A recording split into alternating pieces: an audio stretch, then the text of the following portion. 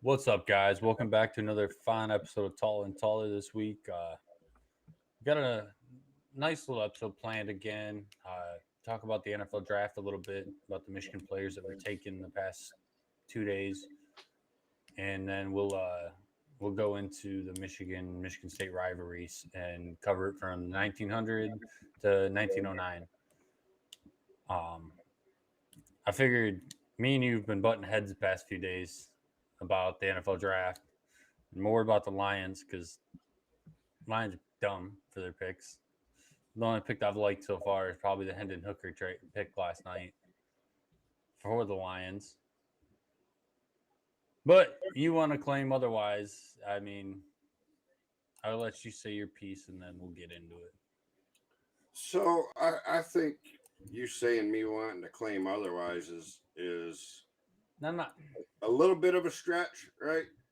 Um, saying. I get where the skepticism is coming in, but my point is that uh, maybe this ends up being the same old Lions, right? I don't think so. Something feels different. I've been suffering through this for 50 years, so I feel like I have the expertise to say whether or not something feels different. And have I have I felt and said that something feels different before? Yeah, absolutely. But this one really does. But with that being said, I could absolutely 1,000,000% be wrong on this. But I really like what he's done. I was on the fence about Campbell from day one, and halfway through the season last year, I thought, okay, he's got to go. And then they kind of turned it around, and the real test to me is if it's the same old Lions or not. Is how they come out this year. If they come out with if they don't make the playoffs this year, um, it's the same old Lions. It just is. But I think that they have a chance. I'm not making Super Bowl proclamations or anything like that. Um, Although there's some people out there that, I was reading something, maybe it was Nick Baumgartner, uh, saying that he thinks they're the third best team easily in the NFC.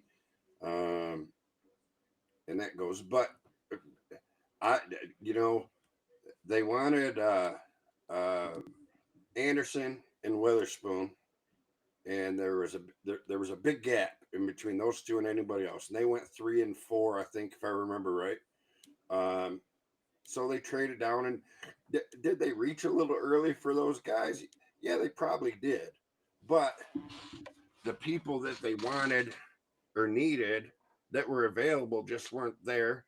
I've went back and forth for the last 5 or 6 weeks um, on if they should take a flyer on Jalen Carter, um,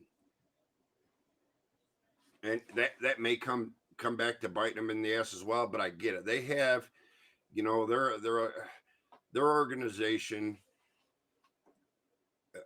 theme, I guess, whatever you want to say, is very similar to Jim Harbaugh's in Michigan. Is they want guys that love football and they want high character guys, and Jalen Carter just doesn't fit into that mold.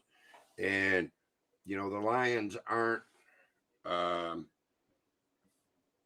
the New England Patriots, of the early 2000s, or a lot of other teams out there where they have a strong veteran locker room that can kind of mentor this guy and take a hold.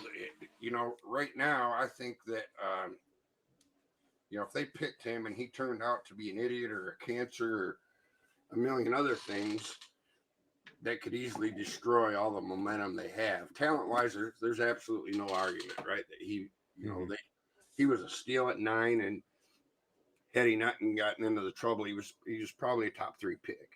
Um, but DeAndre Why? Swift, right? Uh, Injury prone, good back. This kid that they got, very very similar, a little bit faster, a little scouting report says he's a little bit better hands, a little bit Too small. better of a route runner. So we'll see. And the linebacker again. I was reading something today. Um, the Titans were going to move up for one of them, and Okay. I think it was the Falcons were going to move up for the other, and they wanted to wait. The whole But Jack Carter thing or Jack Campbell thing blew my effing mind that they had a linebacker that they took him in the first round. Just because, I mean, I get it. Iowa produces usually a decent defense every season. The man got burned multiple times this year. well, he did, right? So the clip, and I'm sure you've seen it, is that all the Lions fans are playing is Blake Corum just blazing by him, and you guys Not 6'5", just blazing. 280. The dude made him lose his jockstrap. Well, and then the clip I seen, it makes him lose his drop strap, right? But like Blake Corum, there's 30, and by the time it's over, Blake Corum's 20 yards ahead of him, and it looks like he's slugging through quicksand. But all the scouting reports say 6'5", 249, fast. It's easy to pick. You can pick out one play on Michael Jordan to make him look like a dog, right? I mean, you can cherry pick this stuff. My only kind of question mark with that is that they're in much more need of outside linebacker than an inside linebacker, and he doesn't appear to me to have the athleticism to move outside. We're in a force But of 5. again, just about everything, especially as far as the drafts are concerned, that Brad Holmes has done has turned into gold. So I think he obviously has a very clear and decisive plan, and he has stuck to that. And if they make the playoffs this year, he can walk around with his middle finger up in the air, and if they don't, it's going to be hard to fight the same old Lions deal. My least favorite pick of all of this is the Hendon Hooker pick. He's the only one that makes sense. And he does make sense, but he's 3 years younger than Jared Goff, right? So really, Jared Goff's under contract this season, next season, and then you're going to have to you got to turn it so it's the right orientation, dummy. Well, I mean, you just got to read it from one way. I can't turn it because. Right, then write it backwards. Yeah, I'm not doing it. It's SOL. So who's your favorite team Lions. this week? Is it the Colts or the Patriots? I don't give I don't give a fuck about the NFL. The Patriots. Yeah. You've been a fan of every I've had team 2 teams. I've like life, 2 teams in my life. No, that's not true. Yes. It is so anyways, time will tell, and I get the skepticism, right? I get it. It's earned, it's warranted. But I trust the vision, and I still have a lot more trust in Brad Holmes than I do Dan Campbell. I think he's a little bit gimmicky for the NFL. And, last year he took a lot of unnecessary risks that were probably necessary to give him a chance to win. Some turned out, some didn't. One cost him a game, right? Which would have put him in the playoffs, if I remember right. It was early in the season, but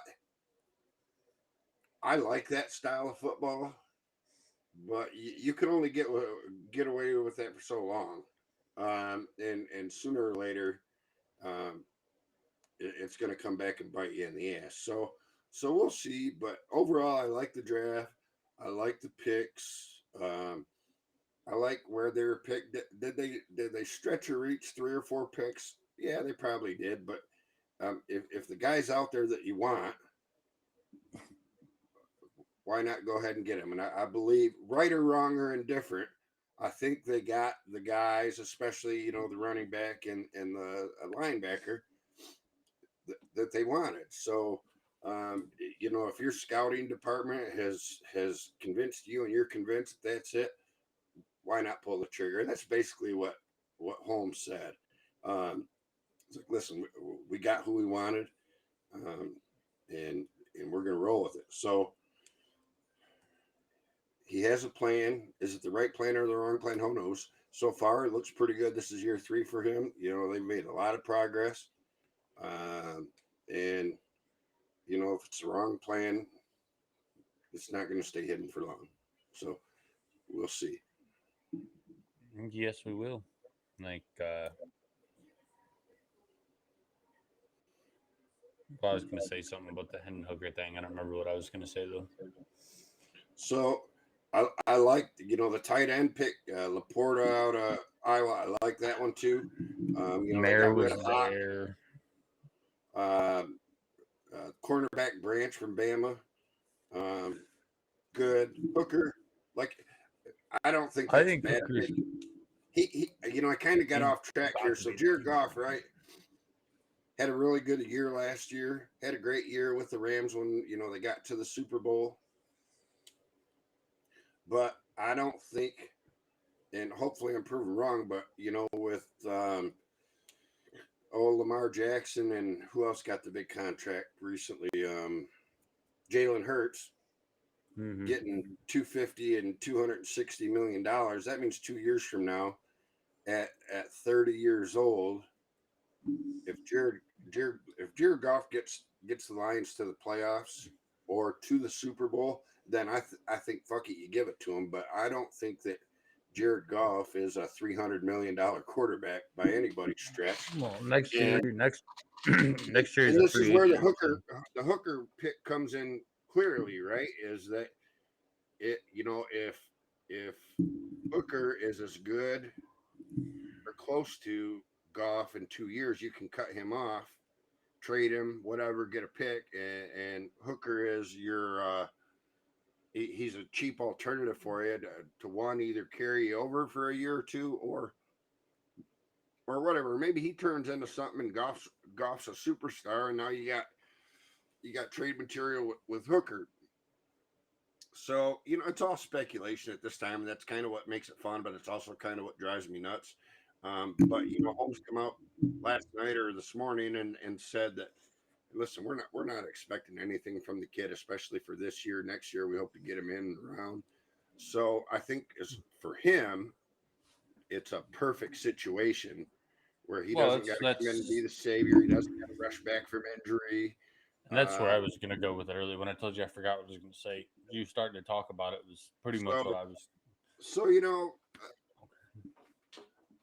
the jury's out, and it's funny and it's typically the way, but I've seen national pundits give the Lions an F on their overall draft class, and I've seen them give them an A plus, and everywhere in between. And that just goes to show you that nobody knows. It's it's a science, but it's not an exact science. And I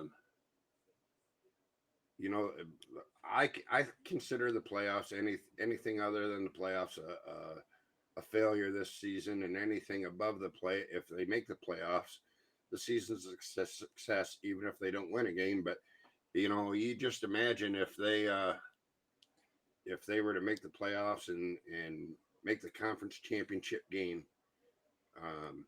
that'll shut a lot of people up. Not happening. And I'm not saying it will. I'm just saying that it could. I'm just trying to stir the pot. No, but the whole what I was going to say about Hendon Hooker was kind of like what you said. It was a perfect situation for him, and it makes the most sense in this present spot because remember he came off that he tore his ACL against. I don't even remember who they played last year when he tore his ACL. But his doctor's saying, "Oh, he'll be ready for the season, like guaranteed, and he'll be ready by the start of the season." It was Georgia or Bama, wasn't it? I don't remember. It wouldn't. I don't think it was Bama because they won. Oh yeah, it was Georgia, I think.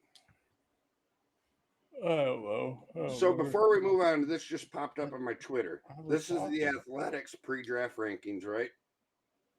They had Brian Branch at 17. Lions got him at 45.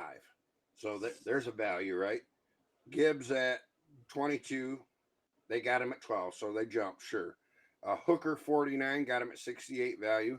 Campbell 52, they got him at 18. There's a stretch, right? Reach if you're going to believe the Athletic. And Laporta at 64, and they got him at 34. So they're if you take the whole picture, they're really not that far off. They got some values, and maybe they reached a little bit. And I think that that's the way you go. And I'm 1,000,000% okay with reach if you believe that you got your guy. And just because you believe you got your guy doesn't mean he's going to pan out. There, for, there's fit. There's the money situation from the kids, which it's not going to affect anything other than the first two. Which again, that that Bama back we got, he was thinking he's going to be lucky to go in the first round. Gets up at 12. He just got a major pay raise. But again, we'll see. We'll see. That we shall. Now to talk about some of the Michigan guys taking off the board in the first 2 days. So yeah, Mozzie Smith going to the Cowboys, Luke Schoonmaker going to the Cowboys, DJ Turner going to the Bengals, and then Jake Moody going to the Niners. Moody in the first 100 was the first kicker, and shocking he went that early. Yeah, which says a lot about what they think of him, and I guess in the big picture, they're not viewed as very important, but you look at what he did for us. He won us a couple extra games a year the last 2 years. Well, he won the Illinois game for us this year, right? Just on his own leg. Same thing with the Nebraska game 2 years ago. Yep. So there could be a lot of value there, and the NFL doesn't like to rely on that, and I don't really think any coach does. But to have a guy that's done it at a big school for a long period of time and had really, really good success, to have them on your sideline, that confidence is worth something. So, and didn't they? I can't remember. I know they had a bunch of quarterback injuries that hurt them, but I want to say the Niners maybe they lost on a field goal, didn't they? On a missed field goal in the playoffs. Yeah. Oh no, they got their asses destroyed in the playoffs by the Eagles because that's right. Because that was when Brock Purdy got hurt, and then Yep. They brought in Johnson, and Johnson got a concussion, and then Purdy couldn't throw the football, so they literally just ran the ball the whole time. But I mean, if they're taking a kicker in the third round, they probably have kicking problems too. I don't watch the Niners enough to know that. So Moody, 99 overall, is the highest drafted specialist in program history.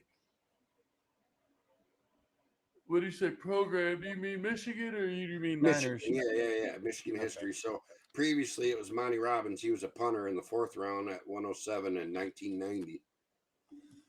Yeah. Okay. Yeah, that don't surprise me at all. I mean, out of the four that are taken so far, right? Mozzie, Luke, which out of those four, I mean, do you think is going to have the best career, I should say, in the NFL between DJ, Luke, Mozzie, and I mean, do you have Moody too? I have to go with Moody.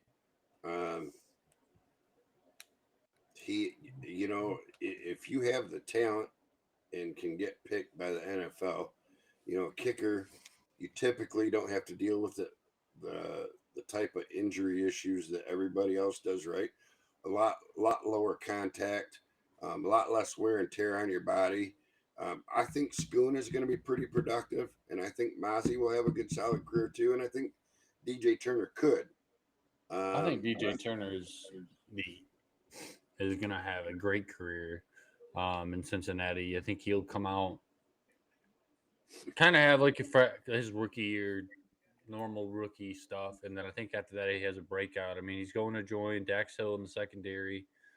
I mean, if the Bengals secondary is, in my opinion, has a really good chance of being the best secondary in the league. I'm not saying just because of Luke, but I'm saying if they wouldn't have raised DJ with Dax Hill back there, um, it already was there. It was already getting there. I think DJ has, and because of who DJ went to. I mean, I think that helps out on that argument too. Is that DJ is going to a team that's a Super Bowl uh, contender every year, at least at this point. I don't see the Bengals falling off anytime soon. Super Bowl 2 years ago. Well, my only bet to that is if Burrow can stay healthy, but yeah, but they got enough people around them. If they can get a good backup, I think they'll be decently fine. But yeah, I agree.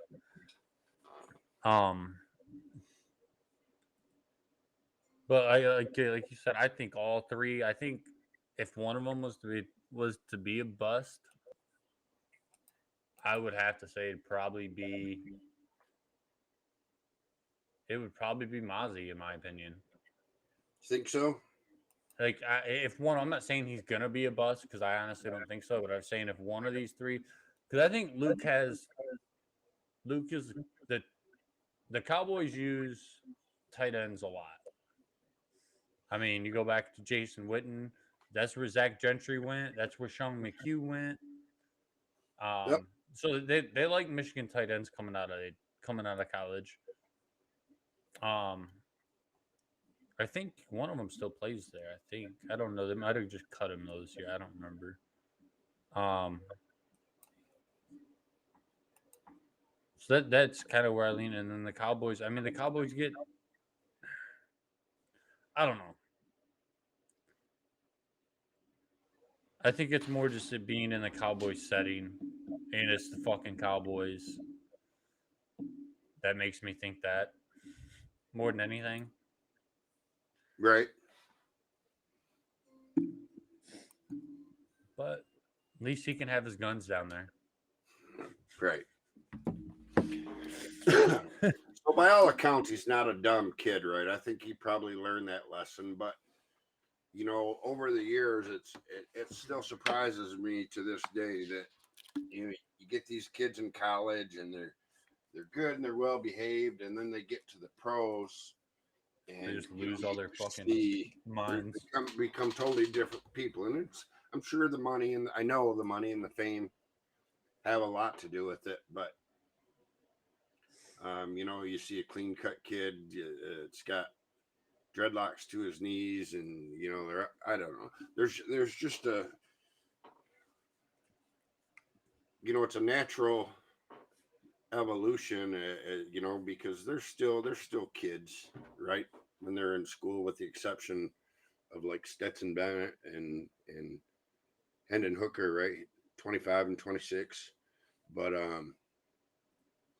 make a lot of mistakes. So as they start to mature and become their own person, and certainly the universities they're at keep them under control a little bit, keep them from going fully out of control. But I think he's a good kid that just fucked up. But time will tell. Oh yeah. I'm not saying 100. I'm not saying that's he's gonna be a bust. That's not what I'm saying. Oh, that's exactly who you said. But no, that's okay. I said if somebody's gonna be a bust, I think it's him. No backtracking now. Yes, no, that's literally what I said originally. So you literally said Massey Smith is going to be a bust. Never mind. I said if somebody's going to be a bust, but it's going to be Massey. Yes, if. Not saying that I personally said, made sure to say that I'm not saying he's going to be a bust. Sure did.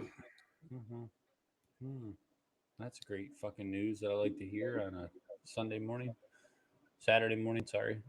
I'll tell you later once we get to the end of the show. Got it written down. All right.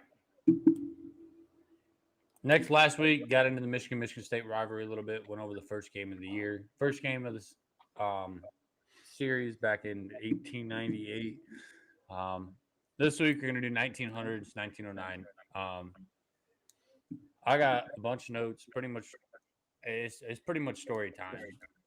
If you want to interrupt me, say some stuff, I got plenty of spots where I can stop. You can stop me whenever. Um, we really only played 3 times in the season. I mean, in this decade. But I did go through and cover each team each season, even though we might have not have played that season. Just in like a little bit, just to kind of just give up a build up a little bit. So 1900s, and just so everyone knows what's going on, like coming into those games. So the 1900 season, the two teams weren't meeting, as I said. Uh, SAC or MAC, whatever you want to call it. They didn't switch to SAC until I think it said 1909 is when they started wearing the jerseys. I think in like 19 I think I read in 1900 and 1901, but they really weren't actual the Michigan Agricultural College until like the 1908 1909 season. I think it was, but they still wore jerseys that say MA. Um, we SAC that season went 1-3 with that lone win coming over Adrian College. They were outscored that season 51-67. Michigan finished that season going on the Michigan side in 1900. Michigan finished that season 7-2-1, finishing fourth in the Western Conference. They had losses to Iowa. They tied Ohio State. They did outscore opponents 117-55, but I don't think that was enough to for Michigan. As you move into 1901, 1901 again, teams did not face off. SAC kind of moved up, had a new coach. Ended up going 3-4-1, outscoring their opponents 120-94.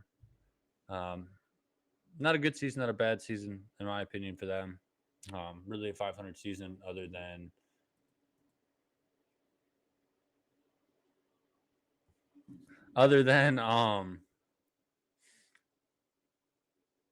that one tie that made them below 500 that season.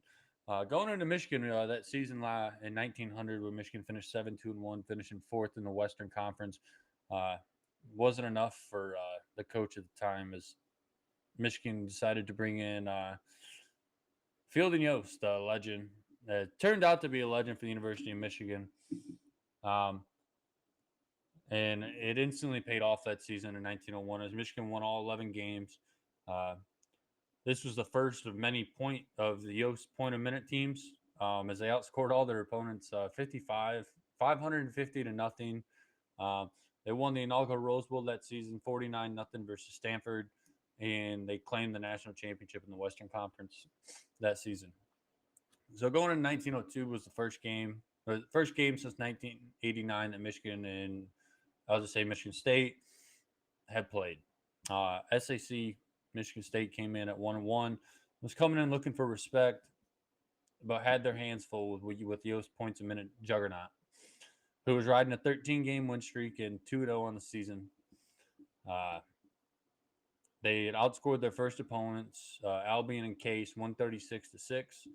The real question of this game was, could Michigan State slow Michigan down? I mean, that answer came very easily, very quickly. The answer was no. In game two, even with two of Michigan's best players out, Willie Hudson and Everett Sweely, Michigan put up 71 points in the first half, and then put another 48 up in the second to make the final score 119 to nothing. And if you take away, if this game I think was stopped with 2 minutes left in the game, so I believe when and each touchdown was only worth 5 points back then. So I think after like you add in the extra 2 minutes with the points you use now, I think it would have been 139 to nothing. 8 different Michigan players scored a touchdown this game, and this made the series 2-0 in favor of Michigan, with Michigan outscoring SAC in those two games, 159 to nothing. SAC finished that season going 4-5. Michigan went on to another 11-0 season, won the conference championship and a national championship, and they finished the season outscoring opponents 644 to 12. I mean, Yost came in and wasn't playing around, as at least the Michigan fans know. I mean, we all know Yost came in and had no problems. Move on 1903 again. There's another big gap here. It's about 4 seasons between the time these two teams played again. Just quickly go over the seasons in between. You kind of see this is the year you kind of see Michigan State or Michigan Agricultural College come out and you see better results coming. 1903 SAC with new coach Chester Brewer. They finished season 6-1-1 and finished as MIAA co-champions. Michigan, on the other hand, continues dominance under Coach Yost. They finished the season 11-0-1, outscoring opponents 565 to 6. Those coming in a 6-6 tie to Minnesota, who Michigan was the co-national championships and co-Western Conference champions was with Minnesota, because Minnesota at this time was a powerhouse. 1904, Michigan once again goes 10-0, outscoring every opponent, claiming the same thing, or outscoring all the opponents 567 to 22.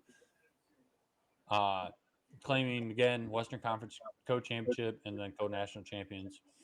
MAC goes 8-1, so again a lot of improvement here with Chester Brewer as Michigan State's head coach. They go 8-1. Not saying they weren't playing. We weren't really playing the same people we were. I believe that season they beat the School of Death, Michigan School of the Death. Yep. About 81 to nothing. And again, they're playing the schools in the MIAA, which now is Albion, Adrian. It's still, I mean, they were then, but they still are the Adrian colleges, Albion College, Olivet. Moving to 1905, Michigan State continues to show that they can play football. Finally, going in, they go 9-2, winning the MIAA again outright, outscoring their opponents 349 to 75. Michigan started the season 12-0, outscoring opponents 495 to nothing, but walked away with an empty season, honestly, because before their last game against Chicago, they lost 2-0. So that made they didn't have anything because Chicago was part of the Western Conference, and Chicago ended up taking the conference in the national championship. So Michigan walked away empty-handed, even though after starting out a 12-0 season and outscoring their opponents 495 to nothing. Moving 1906, last season before we didn't play for the rest of the decade, MAC continued to play good football. 7-2-2. They outscored their opponents 195 to 28. Michigan finished a weird season, going 4-1-1, finishing as co-conference champs of the Western Conference. Only outscoring opponents 72 to 30. So this is possibly the downfall. The 1905 team was kind of the last of Yost point-a-minute teams that we've seen. Move on 1907. It was game 3 in the series. Played on October 12th. Michigan came in with a 9-0 victory over Case, while MAC came in with a 2-0 record, outscoring teams 52 to nothing. Is this going to be the year that MAC can win the game? Can they pick up their first win in the series? That was a no. They did slow Michigan down. More probably to their standards at that time was a good game for them. Right. They ended up losing to Michigan 46 to nothing. But it also wasn't the 119 to nothing drumming that they had 4 or 5 years prior. So after that, it makes it 3 straight for the Wolverines. MAC is outscored 204 to 0 in those 3 games. Michigan finished that season 5-1 that season, while MAC finished 4-2-1. So again, you're seeing decent football, at least coming from the MAC side. Now we move into the final game in 1908 between the 4 teams, or the 2 teams. Jeez, Pete, sorry. Game 4 was played on October 10th. It was the first time the game was played in East Lansing. Well, at Michigan Agricultural College. And this, I'm going to pause right there because this is funny to me because you would think that the way Michigan State fans talk about we didn't come play in East Lansing or play away until like the 15th game of the series. Right. No, we came and played the 4th game in the series in your cow pasture y'all had up there. Right. But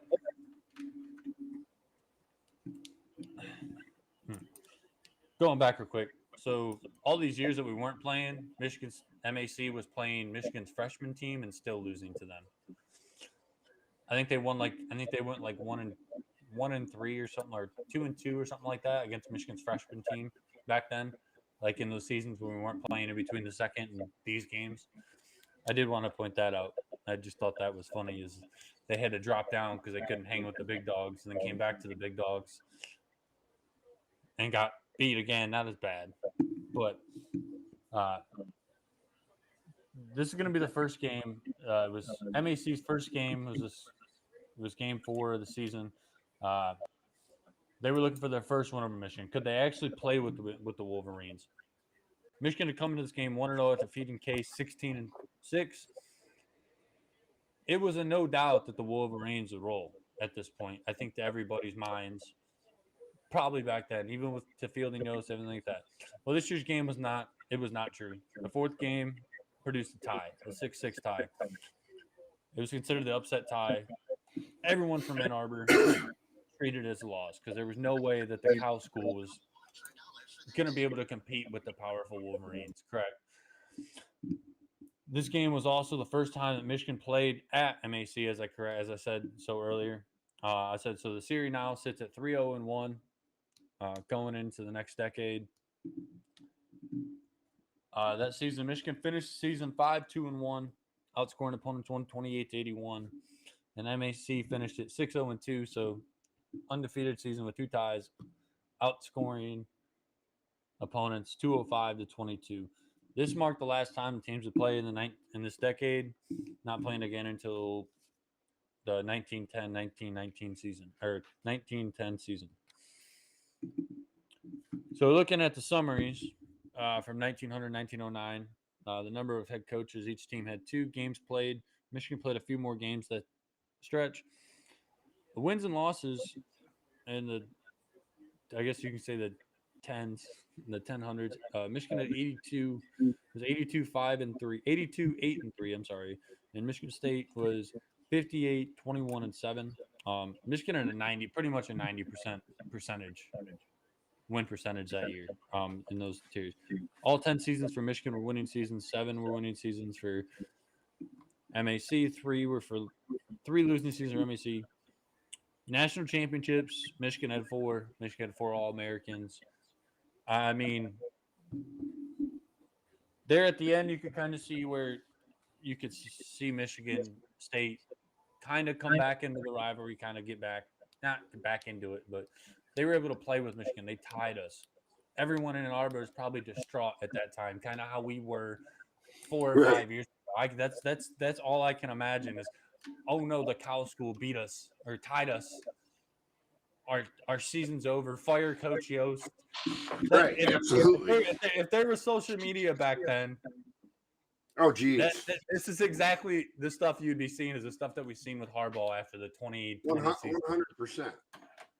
And like I'm sitting there writing these notes and things like that as I'm reading about it, and I'm just laughing because just thinking about that because I'm like, if this was like now, but back then, everything we just went through 2 years ago. Yep. And so, I've thought about this in reverse, right? Is that if there wasn't social media right now, all the Harbaugh noise 2 years ago would have never happened. But back in the 80s and in 90s and maybe even early 2000s, before social media and the internet in general was really present, is everything that you see and hear now on social media was said back then, right? You know, uh, I forget the year, 91, 92. Cordell Stewart, Colorado, Mm-hmm. they beat us on that Hail Mary. I was in that corner end zone, and walking out, everybody wanted wanted him fired. Everybody, people were mad, and I just thought, you know what? I was mad too, stunned more than anything. But um, a fluke 1 in a million play, and we were. I think it was last week we were talking about, maybe 2 weeks ago.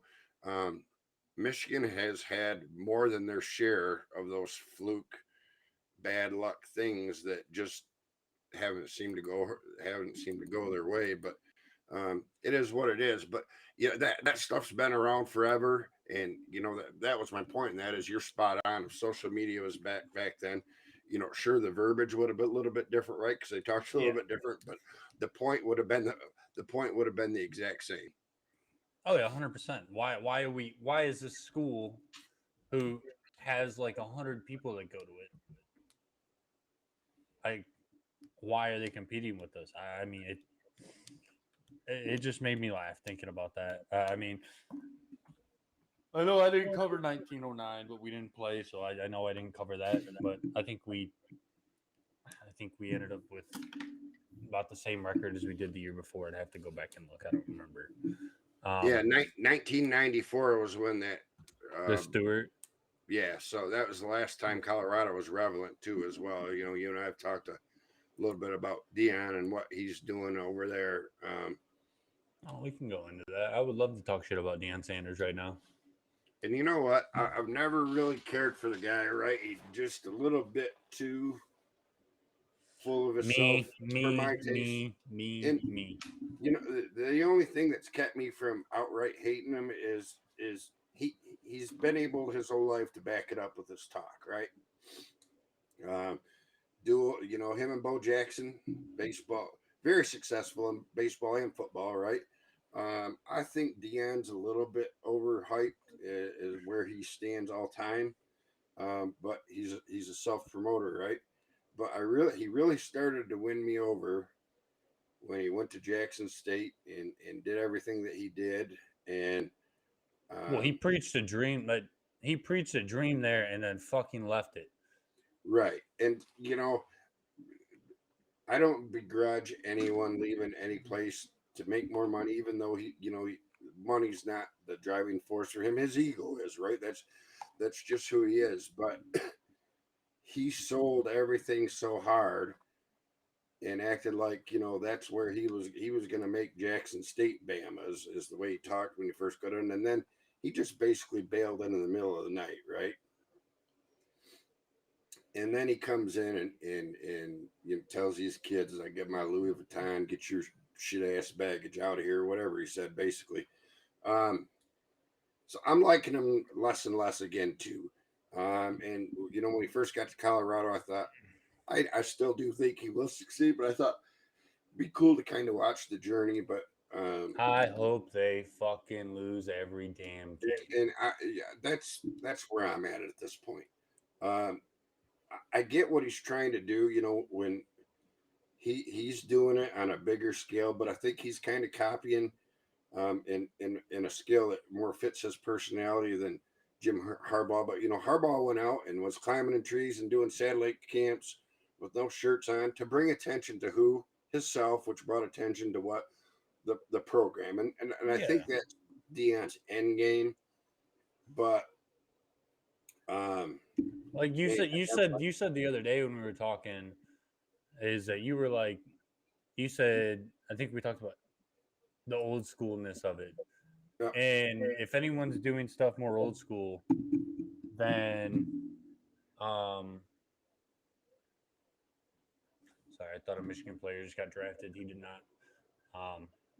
If he's doing something old school more than Jim Harbaugh, because I mean, you think about what he's doing over there now. It is more like what the Woody Hayes, Bo absolutely. Schembechler did. That those who stay and And I'm Woody as Hayes tell old him he's going to school get the fan fucking. of that stuff as it gets. I am, right. But But it doesn't. In my opinion, that's not going to work in college football today. no, it's I not think gonna. It's not gonna work in any sport today with the way that kids are with the portal, with social media, you know, and I know that he knows this, but these recruits talk to each other, right? And social media has, and cell phones in general, but has really closed that gap.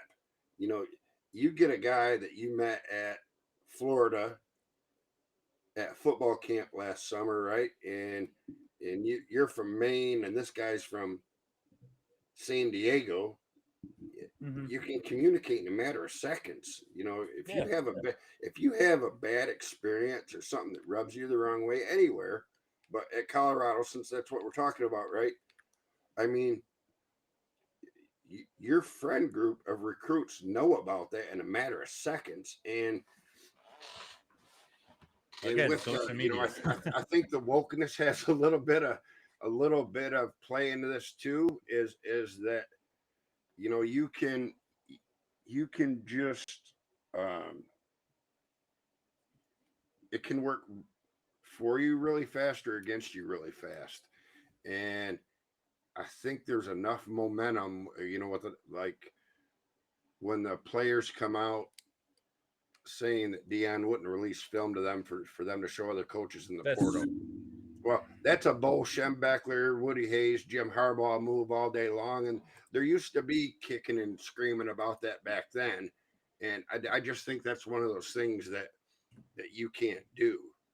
He got a lot of bad publicity for that, and if I remember, he did end up releasing the film. Um, so he obviously, I think he wanted anyone there that wanted to stay there, but he wanted to test these kids, right? Let's see what you're made of. I'm going to tell you you're a yeah. piece of shit. I'm going to tell you to go, and if you go, gone. And again, a part of today's society, the kids are in the transfer board. The kids are like, yeah, fuck you, we'll go somewhere else. Um, Well, you yeah. know, I mean, you look. I mean, Taylor Upshaw. Taylor Upshaw left Michigan to go that's out where I there. was Taylor going. Upshaw's Yeah, back in. Taylor Upshaw's back in the portal. right, How you going to tell me that Taylor Upshaw's not good enough to play for Colorado? Y'all went right, 0 and 12. 0 and 12. Taylor Upshaw was a consistent player for Michigan last year. Wasn't a starter for us, but he was a consistent player. He right. played. And you're going to tell me he's not good to go to your program, Deion. He ain't good enough to come play for you after that program went 0 and 12 Right. last season. I know he wasn't the coach.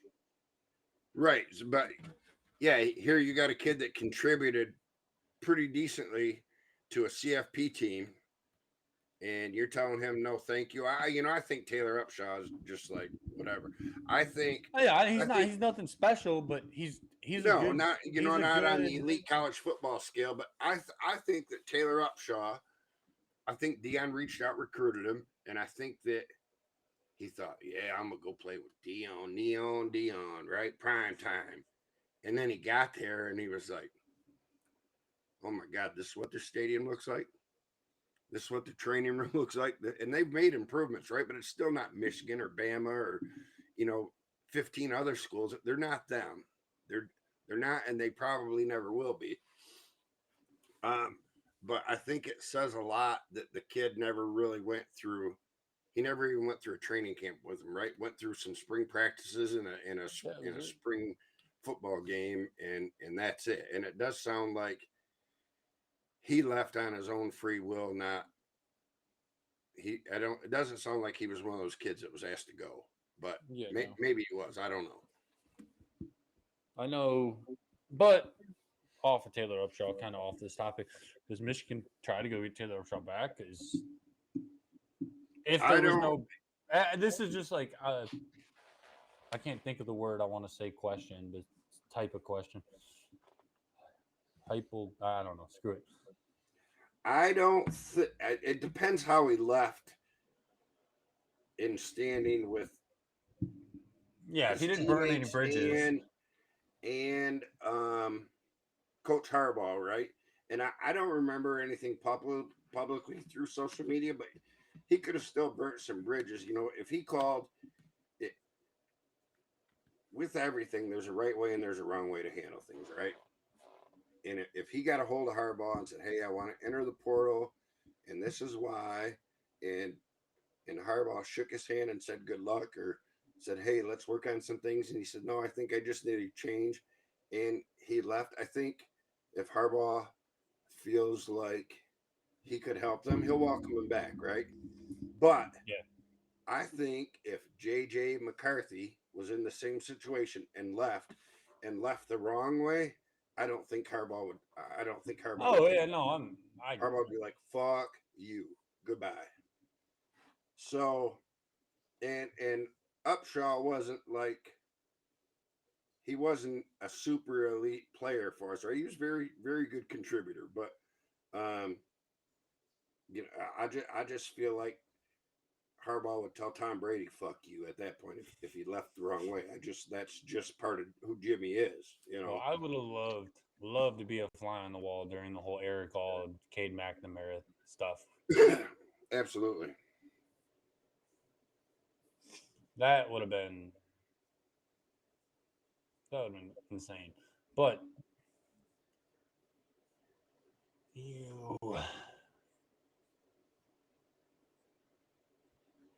Sorry, I was reading something on Twitter. It was about the draft. So did just read going off of that. I mean, I think that's a that'll be an interesting story to follow throughout this rest of this offseason and going and into the season next year is a Colorado story and see how Deion actually does. He could come out and prove us all wrong, which wouldn't surprise me at all. But we'll see how that goes. Talk a little about the Tigers real quick, and I think we'll wrap it up. Um, just some quick notes. First one, Tigers about to be screwed next week. Here in the next series, they play Baltimore, they play the Mets. Today's game of the Mets game got postponed.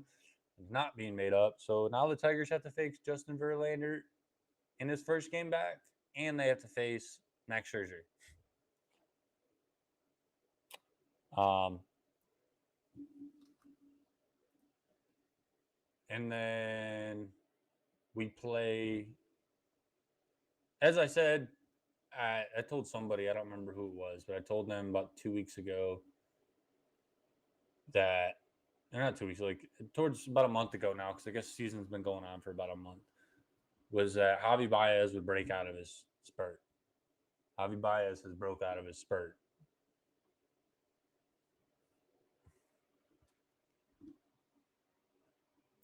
Did you That mute little ass yourself? chewing he has, I must have hit it on accident. That little ass chewing that Hinch gave him, right? Has Oh, he's I sense that. I think he's on like an 11-game history because he didn't play. yeah. I think for 2 games because he got hurt. But now he's back. He's already has an RBI today. I did see that. Tigers right now are up 4-1. Hopefully they don't choke it away like they did yesterday when they're up 7-3 when they were up 3-1. But yeah, no, he's been playing great. Well, you were gonna say something else. I'm sorry. No, you're good. Like I said, I think um, dude's just been on fire, and like I knew there was no way we were gonna get the Javi. We ain't seen the power from Javi that we seen when he was with the Cubs, but honestly, I don't think that's needed. Like you have the dude's getting hits and getting RBIs. I mean, you don't need to hit home runs when baseball games. I mean, it's nice. Right. No, we don't. Any power would be great, right? But we don't need him. We don't need him to be a 40, 45, and 120 guy, right? We Yeah, need him to hit 300 or close to it and get on base. We don't need him to be Miggy. We need him to be Maglio. Maglia was still hitting 30 home runs a year. And he was, but I have to say, Mags was Mags raking. was a contact guy, right? Yeah, You know, at least that's who I don't think of Mags for his power, even though he did hit for power, right? yeah. No, I agree. Hang on. And yeah, that I thinking this, but yeah, that's probably the only person I can think I can compare him to. Maybe I was gonna say maybe Polanco.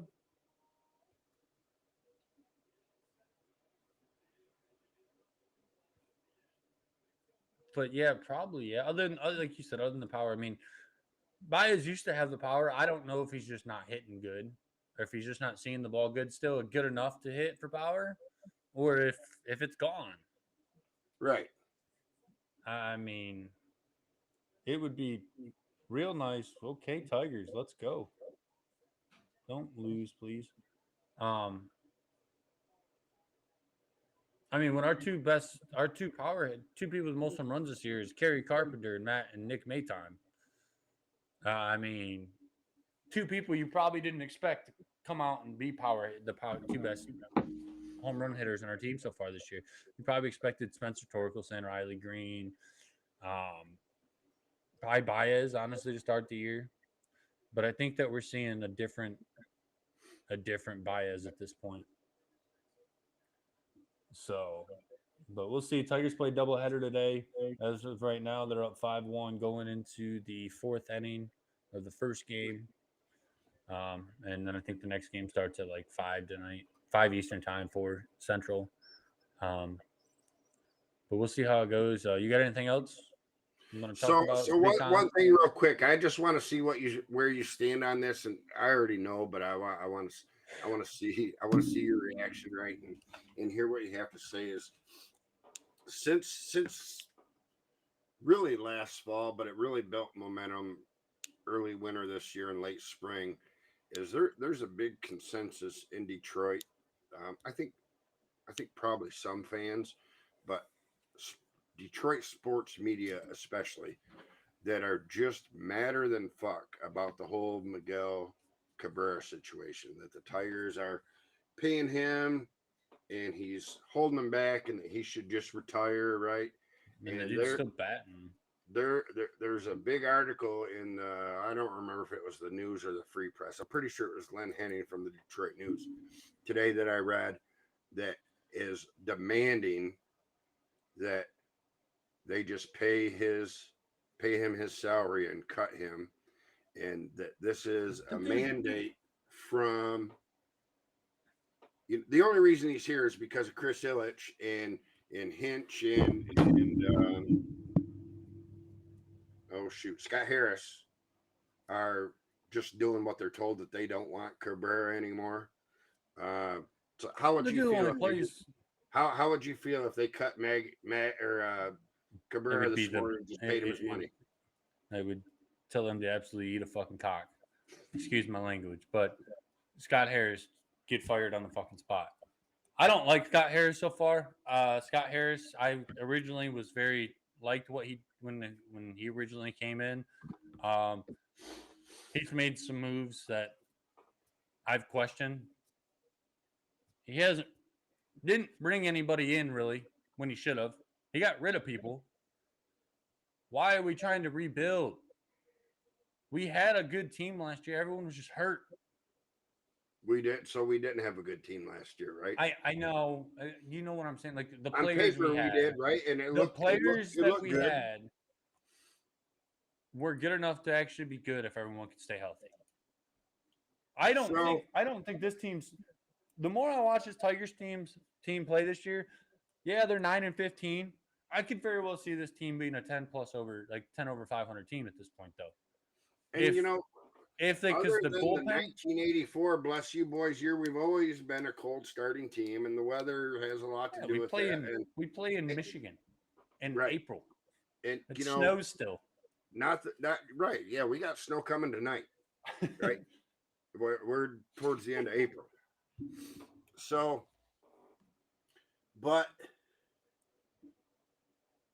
that keeps the fans out, other than the whole opening series hoopla, right? First game of the year. Other than that, I mean, nobody. Yeah, even when the Tigers are really good, the crowds are super light, which I know affects the players. So there's a lot of going into it. There's a lot that goes into it. But I 1,000,000% agree with the cut Cabrera and get him the fuck out of here. Why? The dude plays like one game a series, and he don't even play if he's a DH, and he's batting 200. I mean, I get it. But the dude's still batting better than half our fucking team. Right. But every at bat he takes is taken away from somebody that could use it. Cut him, pay him, put him on as a special assistant or a coach. Let him walk around the uniform on his field so all the teams can. I love the guy. Love the guy. One of my favorite Detroit athletes of all time, right? This is dumb. Why are we going to pay somebody and not let him play? That's pointless. He ain't helping us. He's not going to help us. He is helping us, though. The dude is helping us more than 99%. 99% he did have that walk-off right a couple weeks ago. He's had a walk-off. He's had I think 5 or 6 clutch hits that have scored runs for us this season. Listen. I mean, the dude still. I will put money on that Miguel Cabrera will be batting 300 by the end of the season. He batted 300 last season almost. I'll put money on it. He's batting at least 280 by the end of the season. We can make a bet for on here. Okay. What? Again, you said cold start. At this point, Miguel Cabrera is about as useful to the Tigers as Vladimir Konstantinov is to the Red Wings. Okay, that's just the reality of it. And in case you forgot, Vladimir is in a wheelchair because he was in that accident 20-something years ago. I know who Vladimir is. Right now, today, Miguel Cabrera isn't worthy of playing on the mud. He's just not. He's played like 6 games this season. Right. It was just 6 games too many. Get him out of here.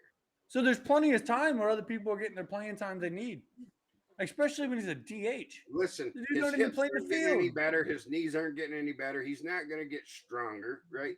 He's just his body's you're not going to see the power, but he's gonna produce as a hitter. I don't think he hits over 250 this year. I think he does. But wait so for it to warm 300, up. As we just talked about. You just said he's going to hit 300. In between 280 and 300.